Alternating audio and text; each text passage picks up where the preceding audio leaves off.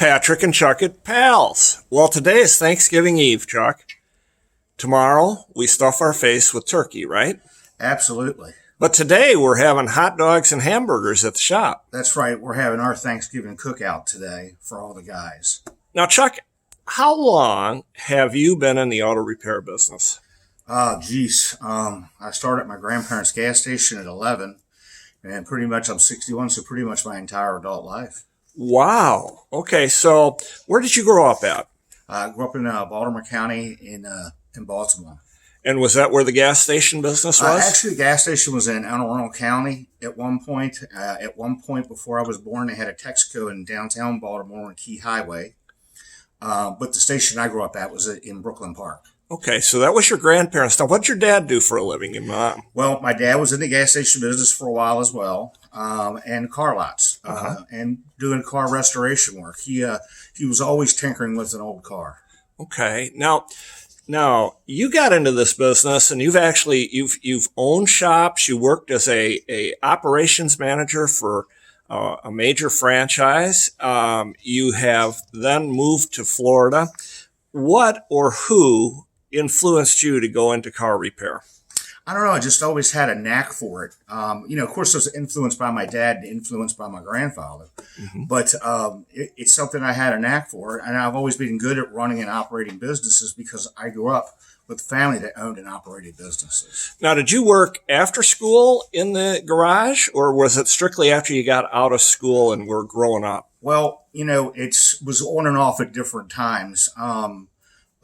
When I started there, when I was young, actually what I was doing was pumping gas. Mm-hmm. And that was back in the day where you pump gas, you check somebody's oil, and you squeegee their windshield. And then I moved to working on cars with my dad and my grandfather when I was a little bit older. And then as a senior in high school, because we couldn't find anybody reliable, the gas station was open 24 hours a day. Me and my best friend would work the graveyard shift. And then when we got off work, we went to school. Got out of school, that's when we took a nap. But what was great about that job was I could do my homework at night when it was peace and quiet at 3 o'clock in the morning because nobody was on the road. Now, you told me you also learned how to negotiate at that job because that was during the gas crunch, right? Yes. Tell us a little bit about that. Well, I remember both gas shortages. The one in 73, not so much. The one in 79, vividly. And the thing about it was the one in 79 wasn't like the first one. The first one was because of OPEC. The second one was more or less the oil companies in this country. There wasn't out of oil. They were just limiting what you could pump per day. We were limited to 10,000 gallons a day. And how did you decide who got gas and who didn't get gas? Well, there are many different factors for that, but typically what they would do is the odd and even based on your license plate number. If the last number was odd, you went on odd days. If it was even, you went on even days. But the good thing about this was I could get at the end of the line and people would slip me a couple of bucks to let them in. so it was a good side gig. So, how many years? Now, you got out of high school, you went into the Marines right away, Correct. Right? Yeah, I did 4 years in the Marine Corps. 4 years in the Marine Corps. You came out of the Marine Corps and you told me you went to work for Kirby Vacuums? I worked for Kirby for about 6 months, left Kirby and went to Led Stoller Ford, selling new trucks, where I met my mentor, Mike Foley, who I attribute a lot of the stuff I know to him as well. And then I did that for about a year.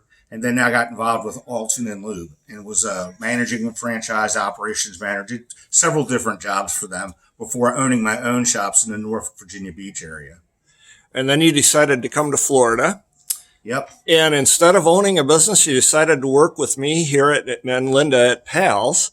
And we've had a great partnership going together. If you had to think of the best job that you've had, would it be sales? Would it be owning your own business as being an entrepreneur? What would be your favorite job? Doing what I'm doing now, basically managing a shop. The difference between me and most managers have never had to write a paycheck. I have. So I manage a little differently than the average manager. I manage expenses and costs and labor to try to make sure that we're profitable. Okay. Now, if you had to think, and I'm asking you to think about it, what is your favorite car or truck?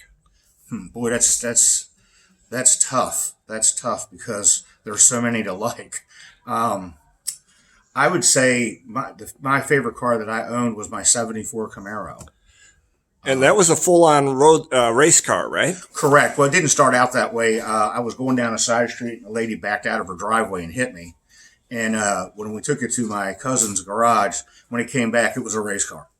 So a 74 Camaro, and right now you currently own a Firebird, right? Correct. I got a '98 Trans Am convertible, and we've done a lot of engine work to it as well. And what are the other vehicles that you own? My wife has a Explorer, a 2021. I have a '06 Colorado pickup. We have a 6-passenger golf cart, and I've got a motorcycle that I'm in the process of actually selling. And who is your hero? Boy, that's another tough. I'd say probably my grandfather and my dad.